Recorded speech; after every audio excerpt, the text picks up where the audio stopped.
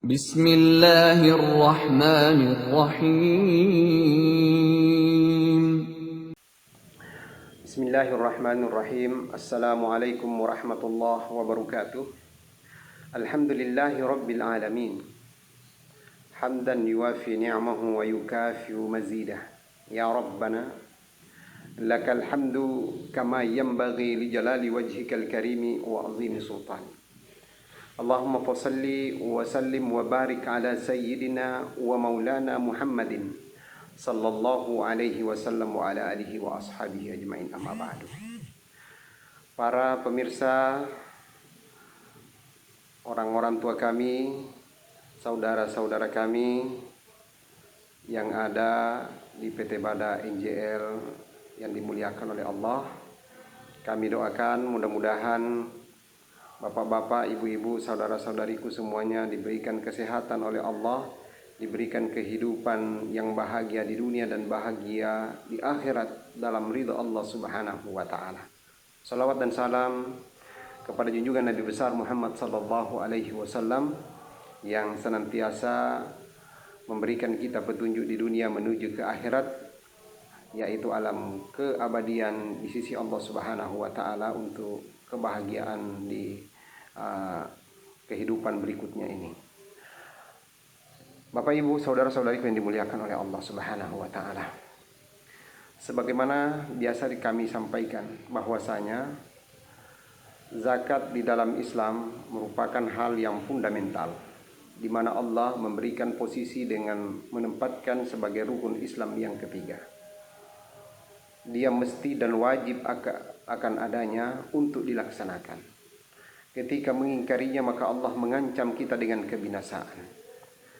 Ketika Allah Subhanahu wa taala jangankan mengancam dengan kebinasaan, Allah bisa berbuat apa saja, berkehendak apa saja, apalagi toh kalau Allah sudah memberikan peringatan yang begitu keras kepada kita, maka seharusnya lah seyogyanya kita laksanakan apa yang diperintahkan oleh Allah dan menjauhi apa yang dilarang. Allah Subhanahu wa taala banyak kali menyebutkan wa aqimus shalah wa atuz zakah. Dirikan solat dan tunaikan zakat. Begitu pentingnya solat digandengkan dengan zakat. Kemudian Allah Subhanahu wa taala menyuruh di dalam ayat yang lain, khudh min amwalihim shadaqatan tutahhiruhum wa tuzakkihim biha wa shalli alaihim inna salataka sakanun lahum. Ambillah dari harta-harta mereka sedekah. Sedekah bermakna zakat, infak dan sedekah.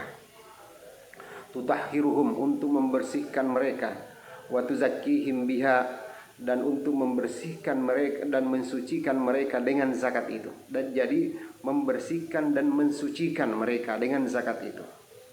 Wa shalli alaihim, doakanlah mereka. Inna salataka sakanun lahum, sesungguhnya doamu itu bisa menenangkan dan menenteramkan dan mensejahterakan mereka.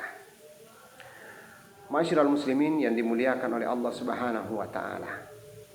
Jadi semua amwal, semua yang kita miliki sesungguhnya sebaiknya ada semua. Kalau bukan zakat maka dia infak. Kalau bukan infak pasti dia ada sedekah. Kita disuruh oleh Allah.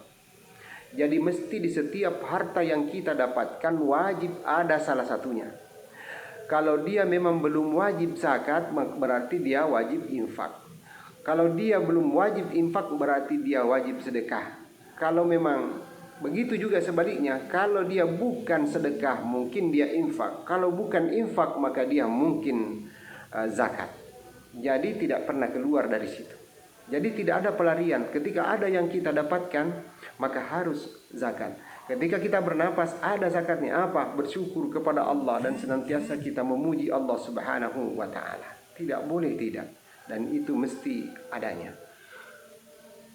Di dalam persoalan pada bab ini, yaitu persoalan zakat buah, di dalam kitab Al-Um, Asy-Syafi'i telah menjelaskan bahwasanya qala Syafi'u, bahwa buah-buahan yang telah disebutkan zakatnya ketika dijual maka itu menjadi beberapa pendapat. Adapun buah-buahan yang tidak disebutkan zakatnya oleh nas dalam Al-Quran, dalam hadis, maka itu tidak menjadi masalah karena itu masuk di dalam persoalan penghasilan, bukan dalam persoalan zakat buah-buahan atau zakat harta. Karena sebagian ulama ada yang masukkan bahwasanya zakat buah seperti misalnya temur ataukah kurma, begitu juga dengan inab, itu semua ada zakatnya. Ya, ada zakatnya. Nah, yang seperti ini seperti kurma, Imam Syafi'i berkata, ketika seseorang pemilik kurma ini menjual kurmanya mungkin 10 kilo, 10 kilo berarti zakatnya kurma ini ada dua macam. Kalau bukan 5%, 10%. Sebagaimana diungkapkan oleh Syafi'i, 5% atau 10%. Ketika sang pemilik langsung menjual kurmanya beserta dengan zakatnya ini, maka dia harus menyebutkan bahwasanya saya menjual sisa zakat saya kepada engkau bersama dengan zakatnya. Artinya dia menyampaikan kepada si pembeli bahwasanya zakat itu belum saya keluarkan. Ini saya berikan harga, taruhlah misalnya 1 kilo berapa, taruhlah misalnya 20 real atau 30 real. 30 berarti 300 real. 300 real saya jualkan, tetapi di situ juga ada zakatnya 10%.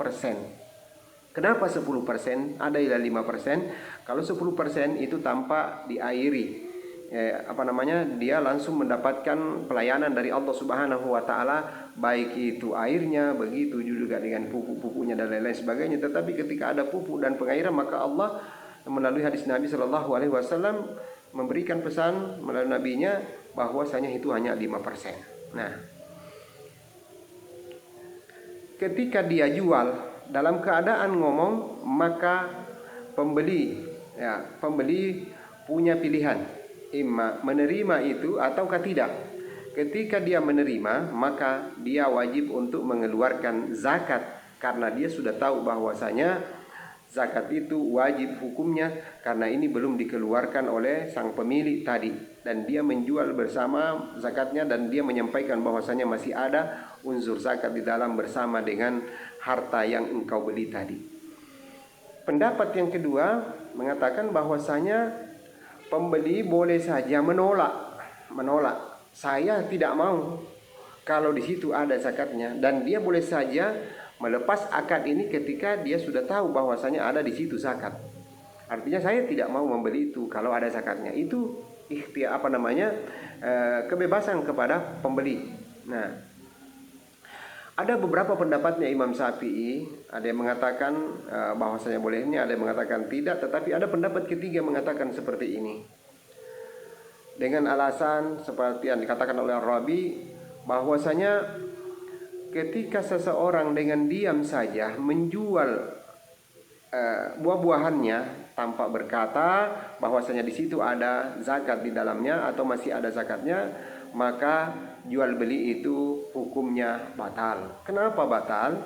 Karena yang 90% itu memang itu haknya si pembeli, si penjual untuk menjual, haknya pembeli ketika dia sudah beli itu 90%. Tetapi yang 10% ini atau yang 5% ini itu haknya orang lain, haknya fakir miskin. Makanya dikatakan bahwasanya kita dilarang untuk menjual yang bukan milik kita, maka itu penjualannya dikatakan batal. Ini pendapat yang mungkin bisa dirajih, bahwasanya yang kuat bahwasanya janganlah menjual sesuatu yang bukan milik kita. Bapak Ibu yang dimuliakan oleh Allah Subhanahu wa taala, dalam persoalan zakat ini sesungguhnya apapun bentuknya kita disuruh oleh Allah untuk mengeluarkan, sebagaimana yang saya ungkapkan tadi, kalau bukan dia zakat dia infak, kalau bukan infak sedekah. Ketika belum sampai sepersepakatan, kalau mau awet hartanya, kalau mau berkah hartanya, keluarkan sedekah. Kalau mau baik hartanya, keluarkan infaknya. Kalau mau lebih baik lagi, maka zakatnya jangan dilupakan dan selalu senantiasa lebihkan. Kalau perlu, keluarkan tiga-tiganya. Berzakat melalui amil zakat, berinfak kepada keluarga-keluarga inti kita, kepada mama, kepada nenek, kepada cucu dan seterusnya ke bawah dan ke atas. Ataukah kita bersedekah kepada siapa saja dengan harta yang kita miliki, kalau memang kita meyakini bahwasanya Allah yang punya harta ini. Tapi kecuali kalau tidak kita yakini bahwasanya ini milik saya sendiri, bukan, tidak ada sangkut pautnya dengan Allah, maka silahkan dimakan semuanya. Tetapi saya yakin dan percaya dan secara realita bahwasanya semua itu berkat Allah Subhanahu wa taala, sehingga kita bisa dapatkan siapa yang memelihara minyak yang ada di bawah bumi ini, siapa yang membuat yang seperti itu sehingga bisa dipakai oleh manusia. Kita cuma datang untuk mengambil dengan menggunakan peralatan, dengan mekanisme, dan kemudian mengatur sehingga kita ada yang kita dapatkan yang bernama harta atau uang dan lain-lain sebagainya. Sesungguhnya yang punya saham lebih besar adalah Allah Subhanahu wa taala. Tetapi kenapa kita malas untuk memberikan sesuai yang diperintahkan oleh Allah Subhanahu wa taala? Maka marilah kita sama-sama bertobat kepada Allah. Saya sangat miris karena banyak yang tidak mau berzakat kepada lembaga zakat. Wallahu alam, apa karena mungkin kepercayaan dan lain sebagainya. Yang jelas bapak-bapak dan ibu-ibu saudaraku yang dimuliakan oleh Allah, yang mulai daripada tingkat presiden direktur sampai kepada pekerja sapam dan lain-lain sebagainya, sampai ke tingkat bawah tukang sapu, maka mari kita senantiasa mengeluarkan dan memberikan keberkahan kepada harta kita. Berzakatlah sesuai dengan apa yang disampaikan oleh Allah. Jangan kita secara langsung memberikan zakat itu, tetapi melalui amil. Amil yang dimaksudkan adalah amil tutorial, sebab ada di situ ayat tentang ayat tutorial. Tu'khadhu min aghniyaihim wa turaddu ila fuqaraihim. Ambillah dari harta-harta mereka, orang-orang kaya yang ada di situ, orang-orang yang berkewajiban mengeluarkan zakat di tempat itu, wa turaddu ila fuqaraihim, dan kembalikan kepada orang-orang miskin yang ada di seputar situ. Artinya apa? Kalau mau berkah menggunakan amil. Ya, menggunakan amil. Itu yang saya pahami di dalam ayat. Sebab tidak mungkin Allah menyebutkan ada sesuatu di dalam Al-Quran lalu itu tidak ada gunanya. Pasti ada gunanya. Allah menyebutkan amil, wal amilina alaiha. Ada amil di dalamnya, di antara 8 asnaf itu yang harus diberdayakan, yang harus diberikan pekerjaan untuk memperhatikan mereka-mereka yang miskin. Kenapa secara teritorial Allah Subhanahu wa taala sampaikan tu'khadhu min aghniya'in wa turaddu ila fuqarahim? Sebab ditakutkan ada penumpukan zakat dan ada orang ataukah wilayah-wilayah yang tidak tersentuh oleh zakat.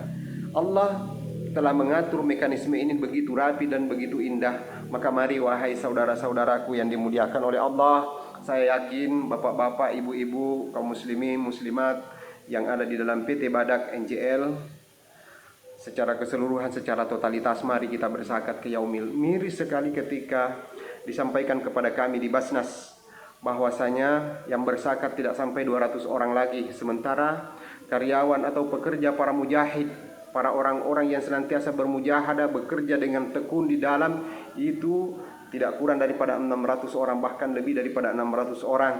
Sesungguhnya zakat itu ketika kita berdayakan, bayangkan potensi zakat bersama CSR yang ada di kota Bontang ini tidak kurang daripada 474 miliar dalam 1 tahun. Andaikan itu dipakai untuk membantu mereka yang miskin, diberdayakan, diberikan sesuatu, kemudian kita dampingi, maka di Bontang ini tidak ada lagi orang yang miskin. Bapak-bapak dan ibu-ibu saudaraku yang dimuliakan oleh, andaikan kita sadar akan hal ini, maka sungguh sesuatu yang luar biasa yang bisa kita buat di masyarakat kota Bontang. Maka mari bapak-bapak dengan penuh kerendahan hati mengajak, mari senantiasa kita berzakat kepada lembaga resmi kita, yaitu unit pengumpul zakat Basnas Yaumil. Maka mari kita bersinergi bersama. Kemudian mari kita senantiasa besarkan yayasan Yaumil ini, merupakan yayasan yang senantiasa mengayomi umat dan mengayomi para karyawan dengan senantiasa mengingatkan kepada Allah Subhanahu wa taala supaya lebih dekat, dan bahwasanya ketundukan itu senantiasa dibutuhkan karena Allah Subhanahu wa taala menyuruh kita untuk tunduk kepadanya, tunduk kepada pimpinan, dan senantiasa meningkatkan etos kerja, karena Allah Subhanahu wa taala sangat mencintai orang yang rajin. Allah mencintai orang yang jujur. Allah Subhanahu wa taala mencintai yang senantiasa mengedepankan kebutuhan orang lain daripada kebutuhan dirinya sendiri. Kita semuanya yang bekerja di dalam adalah, saya yakin dan percaya, orang yang senantiasa berjiwa sosial tinggi, orang yang senantiasa memikirkan bagaimana caranya memperbaiki kilang ini, memperbaiki dan mengelola ini sehingga banyak yang bisa mendapatkan manfaat bagi rakyat Indonesia secara umum dan Bontang secara khusus, sehingga bisa lebih makmur. Mudah-mudahan kita mendapatkan perlindungan dari Allah Subhanahu wa taala sehingga kita mendapatkan kebahagiaan di dunia, baik diri kita, keluarga kita, dan keluarga besar kita di PT Bada NJL. Bapak Ibu, saudara-saudariku, orang tuaku yang dimuliakan oleh Allah Subhanahu wa taala, sebelum ajal menjemput kita, maka mari kita perbaiki diri. Mari kita senantiasa introspeksi diri, bermuhasabah kepada Allah Subhanahu wa taala, apakah yang aku lakukan ini sudah benar apa tidak. Ingat, kematian semakin dekat, apalagi dengan masa pandemi ini. Kematian sudah ada di depan mata kita, maka tubu ilallah taubatan nasuha. Mudah-mudahan ada manfaatnya. Mohon maaf atas segala kekurangan. Usikum wa nafsi bitaqwallah. Billahi taufiq wal hidayah. Assalamualaikum warahmatullahi wabarakatuh.